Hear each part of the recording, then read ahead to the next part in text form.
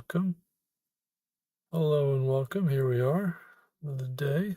Let's see if everything's working. Stream is healthy. It's been a few seconds today. We're going to go ahead and continue working on stream is healthy. It's been a few seconds today. We're going to continue working on the LeetCode problems that I've been working on. So actually, I spent some time, took a break, a much longer break than if, not an hour, but a little longer than that. Took some time, got some sleep, worked at my job, sat on the toilet, had a think on the toilet. Ironically, that was like the only time that I got to sit and think was when I was on the toilet. I wouldn't have done it if it wasn't on the toilet. So this question is what we were working on the other day. I'm going to read it off. I have an idea about a solution that I think is clever. It's very clever, actually. And I want to say this is sort of an ad hoc question with an ad hoc solution. And this took some thinking on my part. Like I had to really ponder this question. I didn't have to go crazy deep, but I had to think about it for a while to come up with something good. So I'll read out the question, and then I'll explain. I'll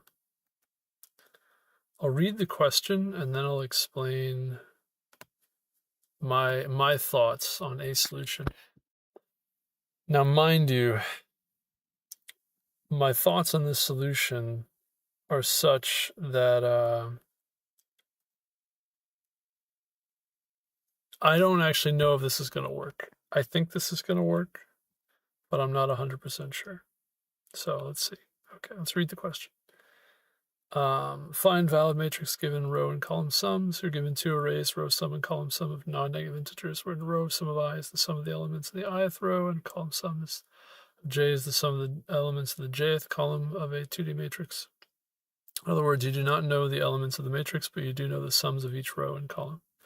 Find any matrix of non-negative integers of size row sum.length times column sum.length that satisfies the row sum and column sum requirements. Return a 2D array representing any matrix that fulfills the requirements. It's guaranteed that at least one matrix fulfills the requirements that fulfills the requirements exists. Okay. So this is not the most obvious solution to this question. I came up with what looks like a solution that's going to be linear in the number of elements, meaning it'll be 500 squared in the worst case given these conditions. The key constraint, something very important here, this constraint is the sum of the rows sums and the sum of the column sums is it's equal. And what that means is basically this sum for both of these sums is just the sum of all the elements of the matrix. And it dawned on me that one way to think about this problem is if you consider all the numbers to be like points, and I've got to redistribute all of the points of the matrix in such a way that the row sums and the column sums are cohesive, right? And they apply to that matrix. So what I had thought a few different ideas before, and then at some point I thought, well, how about each point that I put in a row also has to correspond to a column, and I've got to make sure I put my points in such a way that I cover all the column sums and all the row sums. And it dawned on me that I did that wrong. The row sums are this way, the column sums are this way.